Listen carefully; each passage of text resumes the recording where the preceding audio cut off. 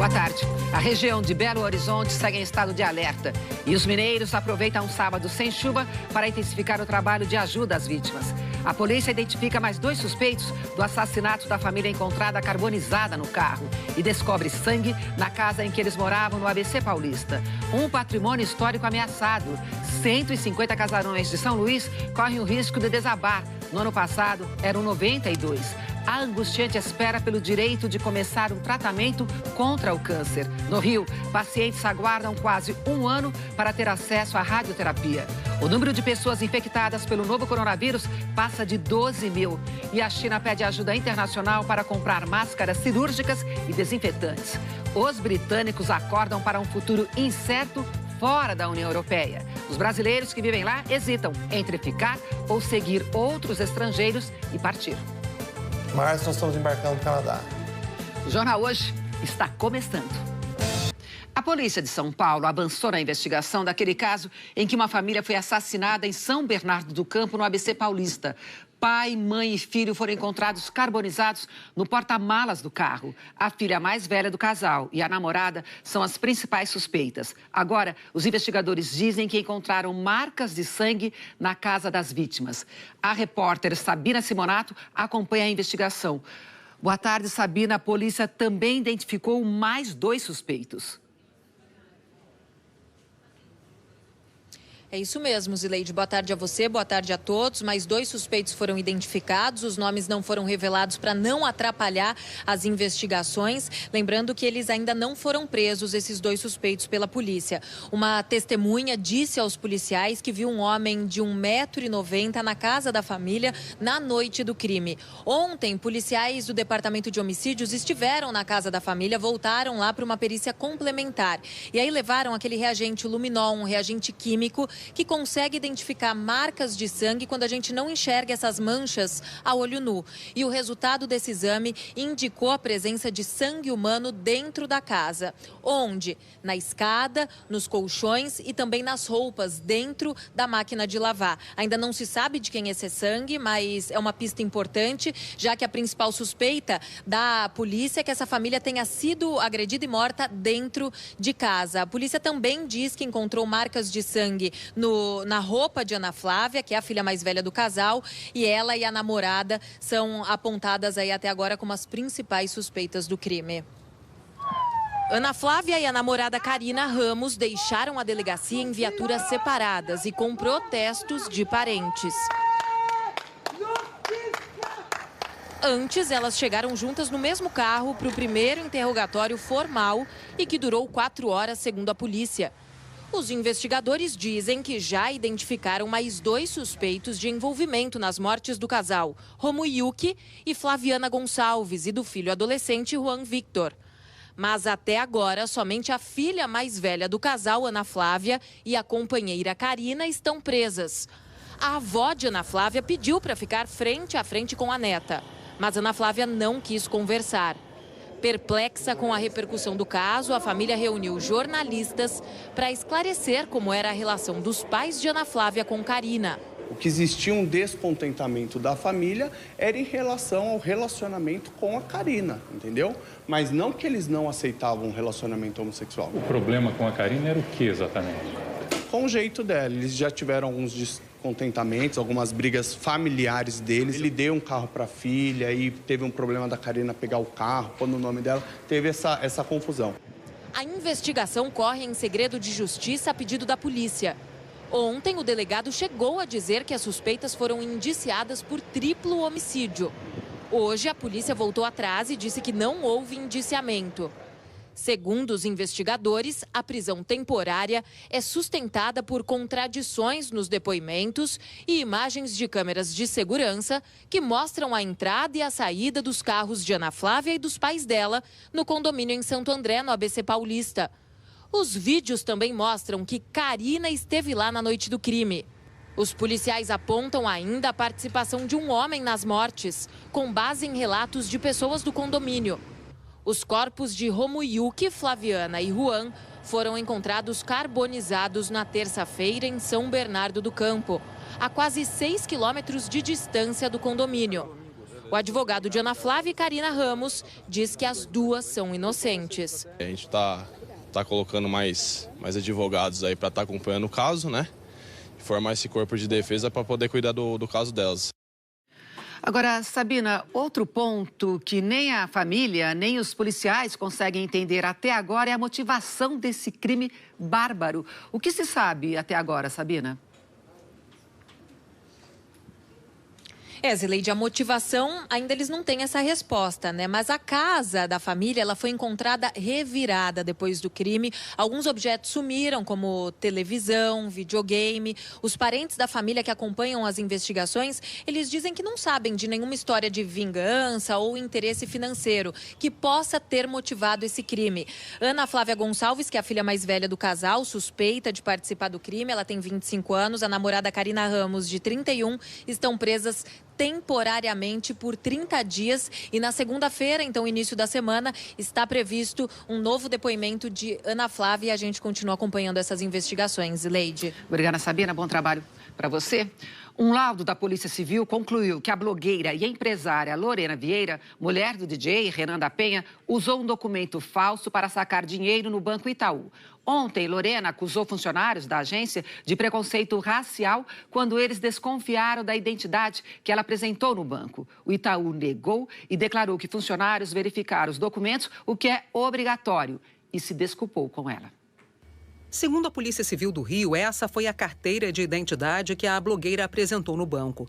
Documento bem diferente do que consta no sistema do Detran. A Polícia Civil afirmou que Lorena Vieira usou a identidade falsa na agência do Itaú na última quinta-feira ao tentar desbloquear um cartão e sacar R$ 1.500. Os investigadores se basearam na perícia do Detran e do Instituto de Identificação Félix Pacheco. O nome completo da Lorena, a filiação, a data de nascimento, o número da identidade são idênticos nas duas cédulas, mas, de acordo com peritos, há muitas irregularidades. Como o significativo espaçamento entre as letras que formam o nome dela, o uso de letras e números com fontes diferentes, as fotos não são iguais. A perícia papiloscópica atestou ainda que a digital do documento não pertence a Lorena. Trata-se de um documento de natureza espúria, ou seja, falso, que pode iludir terceiros como se fosse uma cópia idônea da carteira de identidade. O Detran também revelou à polícia que o número do posto de emissão da carteira não existe e não há documento expedido em nome de Lorena no dia 7 de maio de 2018. Ao sair do banco, Lorena Vieira afirmou ter sido vítima de preconceito. Segundo ela, funcionários desconfiaram da movimentação na conta e chamaram a polícia. Gente, a gente é preto, a gente é humilde, porque eu ando super humilde, mas a gente é empresário sim, a gente é empreendedor também, tá? E pra piorar, não deixaram tirar dinheiro. No fim da manhã de ontem, a Polícia Civil do Rio tinha divulgado uma nota afirmando que o documento apresentado no banco por Lorena era verdadeiro. Mas durante a tarde recebeu novas informações. Os investigadores disseram que as suspeitas começaram quando Lorena Vieira rasgou e queimou a identidade ao sair da delegacia. Na quinta-feira à noite, ela falou ao G1 porque rasgou o documento. E me deixou mal mesmo, que eu até rasguei a minha identidade, né? Porque o policial falou que era quase impossível ver que era eu, né? Porque meu cabelo estava liso, que era para eu jogar essa identidade fora e fazer outra com o meu cabelo natural. Ontem à noite, numa troca de mensagens com nossa produção, Lorena Vieira disse: se o erro foi no Detran, eles que resolvam. Agora isso é terrível. Em seguida, apagou as mensagens que havia encaminhado e escreveu: estou devastada e não quero falar com ninguém. O Itaú Unibanco divulgou uma nova nota em que mantém o posicionamento já divulgado desde que este caso veio a público, de que a verificação de documentos é obrigatória quando o cliente não tem em mãos o cartão do banco ou não faz uso de biometria nos saques. Reafirmou que o objetivo é garantir a segurança dos clientes e que não tem qualquer relação com questões de raça ou gênero. O banco reforçou que, a despeito de a Polícia Civil ter declarado que o documento apresentado por Lorena Vieira é falso, já havia se desculpado com ela pelo incômodo que a abordagem possa ter causado e concluiu dizendo que se mantém à disposição para esclarecimentos. Em Minas, subiu para 30 o número de casos suspeitos de intoxicação por dietileno glicol que podem estar relacionados com as cervejas produzidas pela Baker. 4 casos já foram confirmados, entre eles uma morte. A Secretaria de Saúde investiga ainda outras 3 mortes. A Baker está com a produção paralisada e as cervejas com vencimento a partir de agosto deste ano estão sendo recolhidas. A empresa firmou ontem um compromisso com o Ministério Público de Minas para ajudar as vítimas que estão internadas por causa da intoxicação. A cervejaria declarou que continua colaborando com as investigações. Agora o assunto é o novo coronavírus. O número de mortos na China subiu para 259 e já são quase 12 mil infectados. Novos casos também vêm sendo registrados em outros países. E é sobre isso que eu converso agora com o correspondente Rodrigo Carvalho, que fala ao vivo de Londres. Boa tarde, Rodrigo. Rodrigo, a província de Hubei, onde começou a epidemia, decidiu então estender mais uma vez o feriado do Ano Novo Lunar, certo? Isso, Zileide. O final do feriado estava marcado para 25 de janeiro, mas a nova data agora é 13 de fevereiro. Boa tarde para todo mundo. Fora da China já são mais de 100 casos confirmados. Os últimos nos Estados Unidos, na Rússia, na Alemanha e aqui no Reino Unido. Aqui estão sendo divulgados detalhes sobre os primeiros casos. São 2 chineses da mesma família. Um deles estuda numa universidade no norte da Inglaterra. E as autoridades de saúde estão agora de olho em quem teve contato com essas pessoas nos últimos dias. Enquanto isso, 83 britânicos que estavam em Wuhan, lá na China, e foram repatriados pelo governo, estão sendo monitorados. Eles vão passar as próximas 2 semanas num hospital no norte da Inglaterra. O vírus continua se espalhando e preocupando vários países. Mais de 60 já impuseram restrições de viagens aos chineses. Estados Unidos e Austrália vão barrar não só chineses, mas qualquer estrangeiro que tenha visitado a China nas últimas semanas. Americanos ou residentes permanentes vão poder entrar, mas só depois que passarem por um período de quarentena obrigatório. Muitos países continuam mandando aviões para buscar seus cidadãos que vivem na China. Hoje, mais de 300 indianos chegaram a Nova Delhi e estão sendo monitorados. E um jato saiu da China de manhã com 250 pessoas rumo à Indonésia. Num movimento contrário, a China começou a trazer de volta cidadãos que estavam fora do país e moram na província de Hubei, onde fica a cidade de Wuhan, o epicentro do novo coronavírus. O governo chinês diz que a medida foi necessária porque essas pessoas estariam passando por dificuldades, como preconceito. Já há relatos de chineses sendo barrados em restaurantes e lojas no Japão e na França. Para dar conta do combate à epidemia, a China fez um apelo à União Europeia para que facilite a compra de suprimentos médicos. O governo chinês anunciou ainda que vai suspender a taxa de importação de itens necessários para o atendimento dos doentes. Agora, Rodrigo, muita gente está assustada com o avanço do novo coronavírus, mas é importante lembrar que a letalidade é considerada baixa.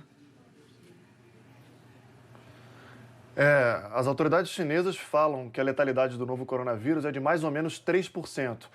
Para a gente comparar, o vírus da SARS, que é um outro tipo de coronavírus, matava em média 10% das pessoas infectadas. E o coronavírus MERS nas faixas de 35%. Até o momento, quase 250 pessoas já foram liberadas de hospitais chineses depois de se recuperarem da infecção do novo coronavírus. Os médicos falam que esses pacientes passaram por todos os cuidados contra a pneumonia e foram liberados depois de não apresentarem mais nenhum sintoma durante alguns dias seguidos. E uma boa notícia, hoje saiu o resultado do último exame feito numa família brasileira que estava internada nas Filipinas. E a infecção pelo novo coronavírus foi descartada. Esse foi o 3º e último exame que a família precisava fazer antes de ser liberada. O casal e a filhinha de 10 anos moram lá em Wuhan e foram internados depois que a menina começou a ter febre. Agora eles devem seguir para Paris e esperar o melhor momento para voltar para a China, Zileide. Que boa notícia, Rodrigo. Bom trabalho para você. Boa tarde. E o Brasil não tem nenhum caso confirmado do novo coronavírus. São 12 casos suspeitos que esperam resultados de exames. O Vladimir Neto está em Brasília. Oi, Vladimir, boa tarde. Boa tarde, Zileide. Boa tarde a todos. De acordo com o Ministério da Saúde, esses 12 pacientes que estão sob observação são de 5 estados. Ceará, Paraná e Santa Catarina têm um caso suspeito cada. O Rio Grande do Sul tem 2 e São Paulo tem 7 casos suspeitos. Esses pacientes, como você adiantou, já fizeram exames e estão aguardando resultados. O Ministério da Saúde descartou ontem um caso suspeito em Minas Gerais. Um novo boletim vai ser divulgado hoje à tarde. O Ministério da Saúde também está fazendo uma compra emergencial de materiais como máscaras, luvas, álcool gel e remédios. E a Agência Nacional de Vigilância Sanitária está veiculando um aviso em portos e aeroportos sobre a doença e medidas para evitar a transmissão. A recomendação é que os profissionais que entrem em contato com pessoas ou bagagens vindas da China usem equipamentos de proteção. O governo, neste fim de semana aqui em Brasília, vai continuar estudando como trazer os cerca de 40 brasileiros que estão em áreas de risco na China e pediram para voltar. Ontem, o presidente Jair Bolsonaro disse que a Força Aérea pode ser acionada e que esses brasileiros, quando chegassem, ficariam em uma base militar isolados. Para isso, no entanto, é preciso aprovar uma lei estabelecendo as regras dessa quarentena. Hoje, o presidente da Câmara, Rodrigo Maia, me disse por telefone que é possível aprovar uma lei como essa no Congresso já na semana que vem. Basta o governo encaminhar uma proposta. Zileide. Obrigada, Vladimir. Bom trabalho para você. Em São Paulo, a comunidade chinesa comemora o Ano Novo Lunar no bairro da Liberdade. Por causa do novo coronavírus, os organizadores pediram que quem esteve na China faça uma quarentena voluntária. A Renata Ribeiro acompanha a festa. Oi, Renata, boa tarde. Boa tarde, Zileide. Boa tarde a todos. Já chegou no Brasil o Ano Novo Chinês, mais exatamente aqui no bairro da Liberdade, mas com restrições por causa do coronavírus.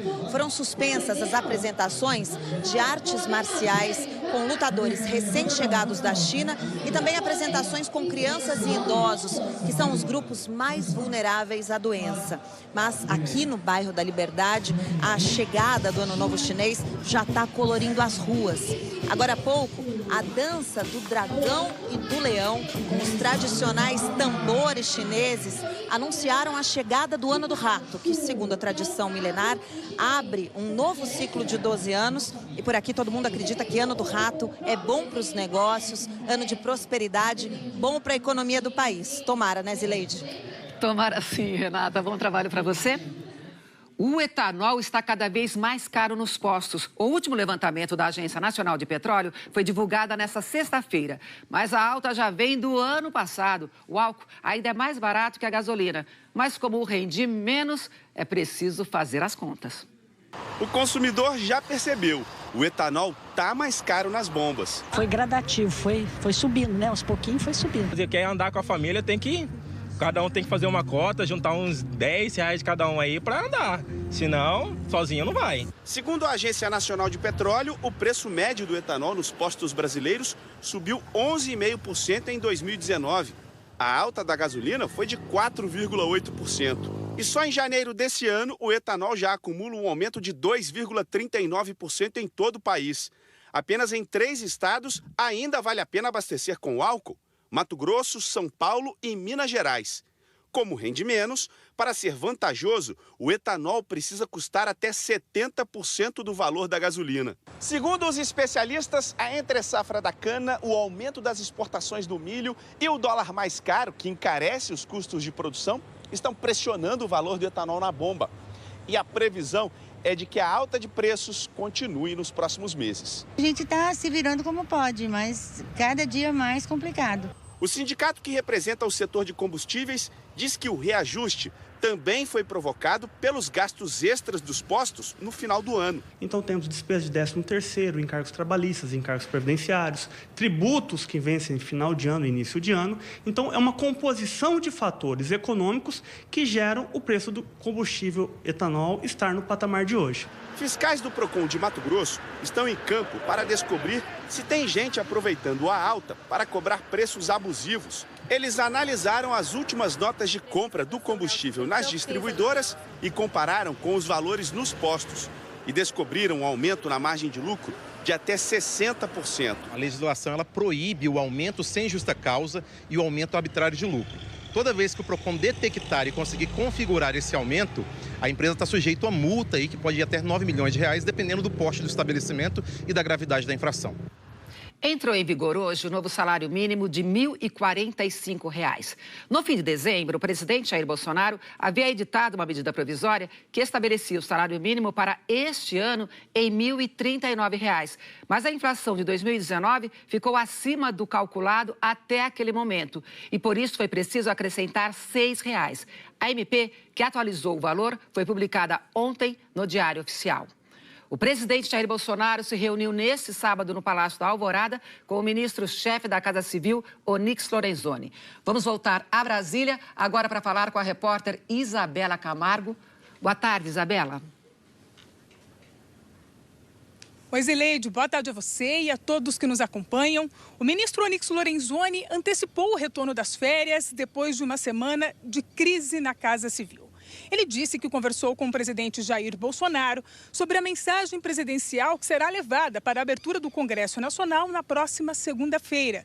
Ainda na segunda-feira, o ministro deve conversar com Paulo Guedes sobre a transição do programa de privatizações. Durante as férias do ministro Onyx, o presidente Jair Bolsonaro demitiu Vicente Santini, o 02 da pasta, depois que ele usou um avião da FAB para ir à Índia. E também fez a transferência do programa de privatizações para a economia.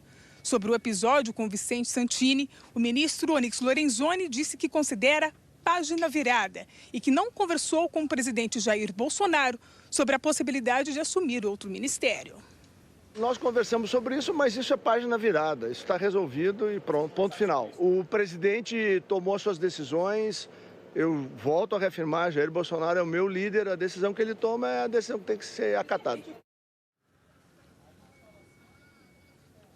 Mais cedo, o presidente Jair Bolsonaro também recebeu a atriz Regina Duarte, que depois de um longo namoro, disse essa semana sim ao convite para ser secretária especial de Cultura.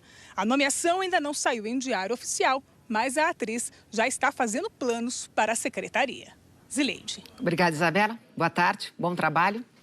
Ainda hoje, sábado de solidariedade para ajudar as vítimas dos temporais em Minas Gerais. A seguir, nossos repórteres voltam a campo para mostrar a angustiante espera por um tratamento contra o câncer. E depois do Brexit consolidado, agora o assunto é o Brexodus, o êxodo dos estrangeiros que estão deixando o Reino Unido. O Jornal Hoje volta a falar de um problema muito grave no tratamento de câncer pelo SUS. É a falta de equipamentos de radioterapia. Muitos pacientes não têm sequer previsão de atendimento. Só no estado do Rio de Janeiro, são 1.300 pessoas nesta angústia. Cada minuto é vital. A dona de casa, de 37 anos, recebeu o diagnóstico de um câncer no colo do útero em outubro. 3 meses depois, ainda não conseguiu começar as sessões de radioterapia. Um hospital público do Rio recebeu a orientação de aguardar. É muito difícil. Tem que esperar 60 dias para você começar um tratamento que você sabe que é um direito seu. Porque está diagnosticado e no meu exame está escrito emergência. A dona Janeide, de 59 anos, tenta vencer um câncer no esôfago. Em julho do ano passado, foi cadastrada no Hospital Federal Cardoso Fontes, também na capital carioca, para começar o tratamento. Mas a primeira etapa é a radioterapia, que a unidade não tem e ela não conseguiu em outro hospital. Muita dor, muita angústia, porque não começa, não vai a médico, não toma remédio, não resolve nada. Tá brabo para mim. A gente se informou em um tratamento de radioterapia particular, R$15 mil. Então, é totalmente fora da nossa realidade. O Jornal Hoje mostrou no mês passado o último levantamento do Ministério da Saúde. Pelos números de 2018, são 295 equipamentos de radioterapia para atender ao SUS em todo o Brasil. Menos da metade do necessário, já que, segundo a Organização Mundial, a recomendação é de uma máquina para cada 300 mil habitantes. Há 10 dias, esse hospital de São Luís, no Maranhão, recebeu um novo equipamento. É o terceiro do hospital e um dos 4 do estado. Mas a espera pelo tratamento continua longa. Passou de 1 ano para 10 meses. E 1.100 pessoas continuam na fila. Esses não são casos isolados. Hoje, no Rio de Janeiro, há cerca de 1.300 pacientes com câncer cadastrados sem previsão para o início do tratamento. As 14 máquinas de radioterapia em operação no estado não dão conta de atender todos os pacientes que esperam por uma vaga na rede pública de saúde. A Defensoria Pública da União calcula que seriam necessários mais 11 aparelhos para que todos fossem atendidos. A dona Janei já perdeu 20 quilos desde o diagnóstico. Hoje, não consegue mais trabalhar como babá e não tem nenhuma previsão de quando será chamada para fazer a radioterapia. Difícil, né? A pessoa criativa vai ficar assim durante 6 meses, rápido. E o nosso pai não faz nada. Difícil. A gente paga imposto, né? Porque a gente paga, né? E na hora que a gente precisa, a gente não consegue nada. É tudo, não tem previsão, não sei, liga não sei quando, liga semana que vem, liga mês que vem. É complicado. O Ministério da Saúde afirmou que a aplicação de radioterapia aumentou 40% nos últimos 6 anos. Já sobre a falta de equipamentos, o Ministério disse que criou um plano de expansão para aumentar o número de máquinas, com investimentos de 700 milhões de reais. Ainda segundo o Ministério, 13 novos equipamentos serão entregues a partir deste ano em hospitais da rede pública do Rio de Janeiro. Até agora, não houve retorno do Hospital Cardoso Fontes. A Secretaria Estadual de Saúde do Rio assegura que credenciou no ano passado 5 novos serviços para complementar a oferta de radioterapia e que vai aplicar 32 milhões de reais no tratamento de câncer no estado. A Secretaria de Saúde do Maranhão disse que o novo equipamento mostrado na reportagem já aumentou em 50% o número de atendimentos, mas que reconhece que no estado mais de 1.100 pessoas ainda estão na fila da radioterapia. Hoje é o primeiro dia do Reino Unido fora do Brexit, uma negociação que demorou mais de 3 anos para, enfim, chegar a uma conclusão. Vamos ver aqui. A saída foi bastante comemorada por alguns britânicos, numa festa com cara de ano novo, com contagem regressiva e tudo. Mas teve também quem ficou triste em dizer adeus ao bloco europeu. Muitos brasileiros que moram em Londres estão nesse último grupo. Os correspondentes Rodrigo Carvalho e Paulo Pimentel visitaram uma das maiores comunidades brasileiras no Reino Unido para entender como fica a vida daqui para frente. Já na primeira parada, pastel com caldo de cana e histórias do Brexit. O pessoal falou aqui, ó, vai acabar em pizza, né? Nesses últimos anos, o Andrews se envolveu com a confusão política daqui e sentiu os efeitos. O preço do leite, hoje ele custa 40% a mais. Daí chegou uma hora que estagnou. Nós chegamos no limite, não deu. Tanto é que hoje nós já estamos com um plano de ida para o Canadá, que é um país que está de portas abertas para os imigrantes, investidores, que nós já temos até uma base lá. Já está certa a viagem. Já está certa a viagem, já está com o visto pronto, já está... Março. Março nós estamos embarcando para o Canadá. Esse fenômeno é chamado aqui de Brexodus, o êxodo provocado pelo Brexit. A saída não só de pessoas, mas de empresas e empregos também. Não chega a ser uma debandada, mas aumentou em 47% o número de cidadãos europeus que saíram do Reino Unido. As portas vão se fechar para quem é europeu e até hoje podia circular livremente no Reino Unido. Isso inclui quem nasceu no Brasil e tem nacionalidade de algum país da União Europeia. Portugal, Itália. Muita gente correu para tirar o passaporte britânico, como a Juliana. And I'm British. Tem muito brasileiro decidido a encarar o Brexit. Pra mim ainda tá melhor que se eu estivesse no Brasil. Mesmo com essa confusão toda e com essa indefinição, é aqui que você fica? Aqui que eu fico, é. É aqui no bairro que é sempre legal dar uma olhada também nos jornais e nas revistas feitos para a comunidade brasileira. Por aqui que muita gente se informa sobre o que fazer em relação ao Brexit. Não significa que a partir de 1º de fevereiro, os europeus que residem no país passarão a ser tratados como meros imigrantes da noite para o dia, tranquiliza a revista. No açougue Rio Grande, onde a rainha é meio britânica, meio gaúcha, o Elinho, não chega a estar 100% tranquilo. Vocês pode acontecer alguma coisa no mês que vem, né? Se a gente não espera que vai acontecer, mas espero que seja boa, né?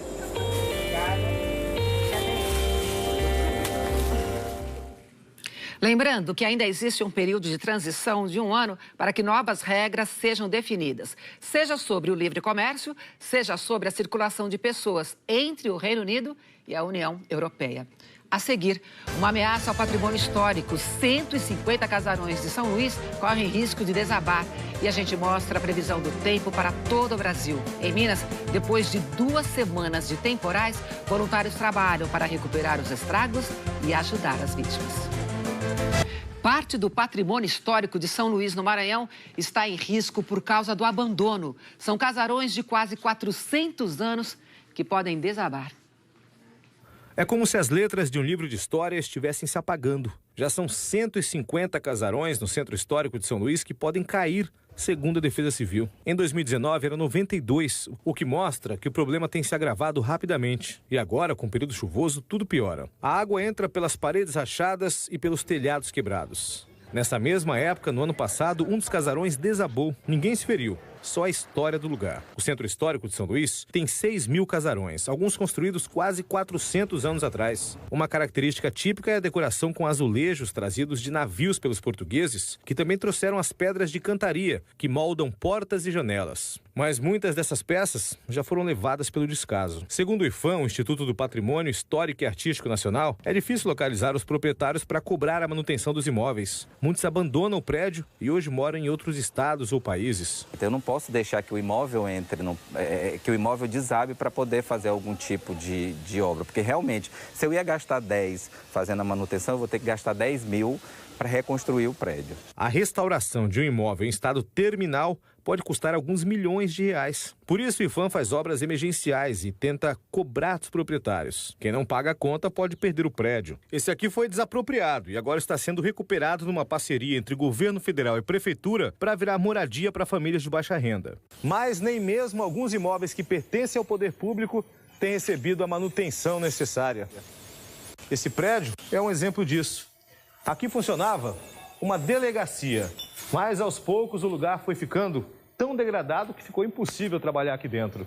Aí a delegacia foi embora, mudou para outro lugar e o prédio ficou caindo aos pedaços. A cada 10 imóveis em risco, um é do poder público. A situação do Centro Histórico é tão preocupante que os bombeiros iniciaram um trabalho de mapeamento para agir rápido em caso de tragédia. É importante esse georreferenciamento porque vai subsidiar nossas equipes de resgate para que, se houver alguma emergência, a gente escolher os melhores acessos, a forma mais eficiente de atender nesse caso de emergência.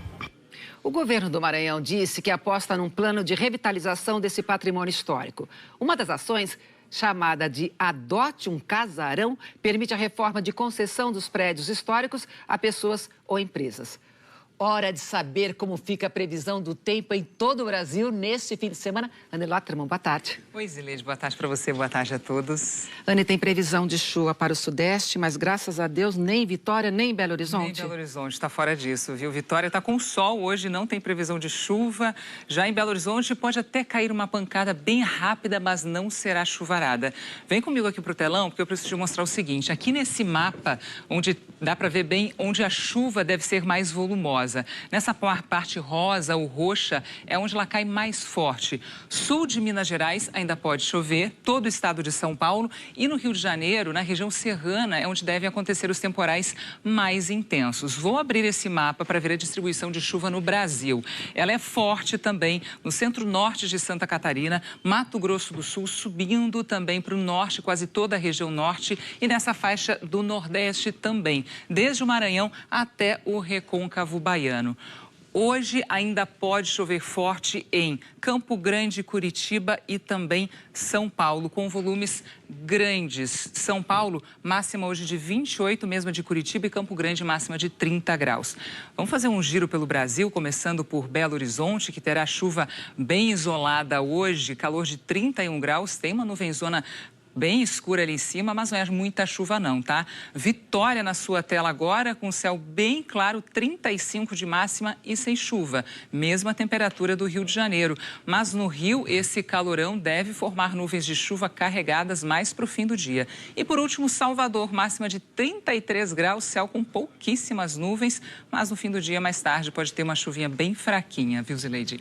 Chuvinha fraquinha em Salvador, mas e nas outras regiões do Nordeste? Pode ser forte? Pois é, olha, tem previsão de chuva, aquela chuva bem isolada, pode cair num ponto, mas não no outro. É o caso de Recife, onde já chove forte, já choveu forte na região metropolitana, Natal, Teresina, Fortaleza e São Luís. Agora sim dá para ver tudo.